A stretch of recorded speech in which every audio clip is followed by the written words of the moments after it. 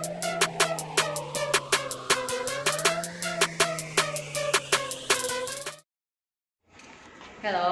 selamat pagi anak-anak ibu yang masih berada di rumah. Walaupun kita masih belajar dengan cara jarak jauh, kita harus selalu tetap semangat. Oke, baiklah. Ibu guru akan tetap melanjutkan yaitu tentang tema 1, hidup rukun, subtema 2, hidup rukun dengan teman bermain. Nah, di sini kita masih membicarakan tentang Pancasila. Pancasila yang sila pertama itu sudah dibahas pada sub tema 1. Dan sila ketiga, 4 juga sudah dibahas. Nah, sekarang ibu guru akan melanjutkan yaitu tentang Pancasila yang berarti sila kedua. Sila kedua yaitu berbunyi tentang kemanusiaan yang adil dan beradab, yang disimbolkan dengan rantai.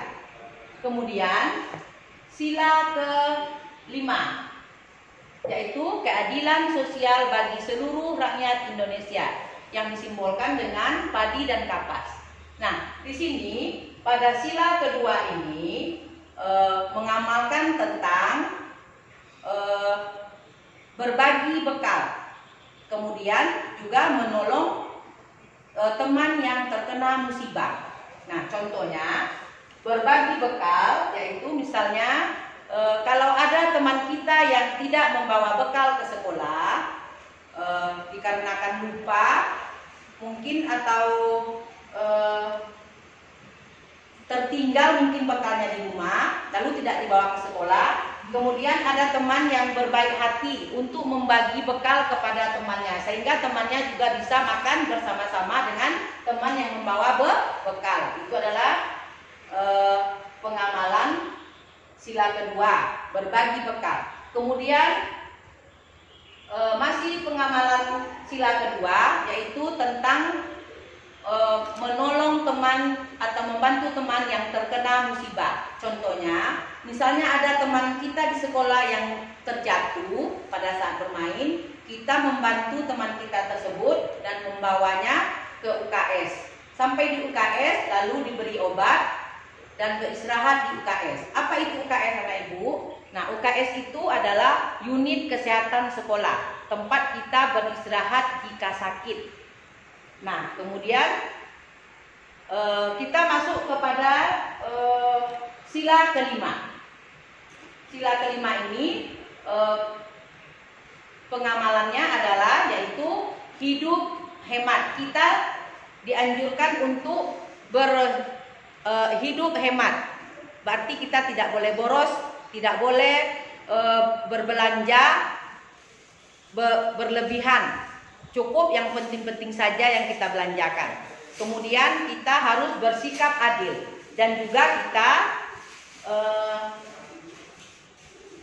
menghargai karya orang lain dan juga kita harus suka bergotong royong. Itu adalah pengamalan sila ke-5. Nah, kemudian kita semua pasti senang bermain. Itu misalnya bermain di lapangan. Nah, contoh permainan yang ada di lapangan, contoh permainan yang sering kita lakukan di lapangan yaitu bermain kelereng, terus bermain bola, bermain layang-layang, dan juga bermain sepak bola. Nah, setelah selesai kita bermain, kita harus mainan kita tersebut harus kita kembalikan ke tempat semula. Berarti kita kalau selesai bermain, kembalikan alat permainan kita tersebut ke tempat semula supaya menjaga kebersihan, tidak mainan kita berserakan di rumah kita. Nah, selanjutnya ada beberapa kata tanya, yaitu apa, siapa, di mana, kapan, berapa, bagaimana, mengapa, atau kenapa. Nah, kata apa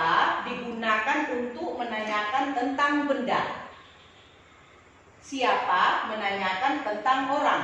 Di mana menanyakan tentang tempat. Kapan menanyakan tentang waktu. Berapa menanyakan jumlah. Bagaimana menanyakan cara. Mengapa atau kenapa digunakan menanyakan tentang tempat.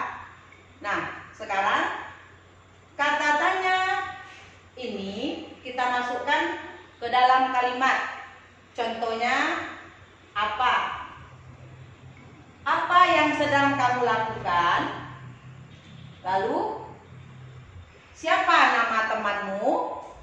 Kemudian di mana rumahmu? Kemudian kapan kamu datang ke Pekanbaru? Nah, selanjutnya ada lagi kalimat ajakan. Kalimat ajakan itu kita gunakan dengan kata mari, boleh juga ayo. Nah, mari kita belajar di rumahku. Contohnya ya, Andi, mari kita belajar bersama di rumahku. Kemudian kata tanya ayo. Ayo teman-teman, kita bermain bola di lapangan. Atau boleh sebutkan namanya. Ayo Randy, kita bermain bola di lapangan. Dalam keseharian kita pasti melakukan gerak setiap harinya, seperti gerak tangan, kepala, dan kaki.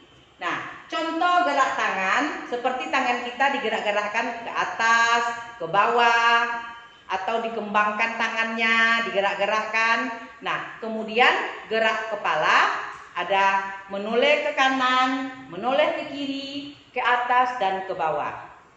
Nah, kemudian gerak kaki. Kaki kita diangkat ke kanan, ke kiri, ke belakang. Itu seperti gerakan orang menari. Nah, kalau menari itu kan yang digerakkan tangan, kepala, kaki, dan sebagainya. Badannya juga bisa bergerak. Gerakan orang yang sedang menari itu harus sesuai dengan hitungan. Dan juga harus sesuai dengan irama musik. Supaya tarian tersebut agar kelihatan kompak. Sekarang kita akan mendengarkan lagu Mas Wajib Belajar, ciptaan Restu Narwa Sutarmas.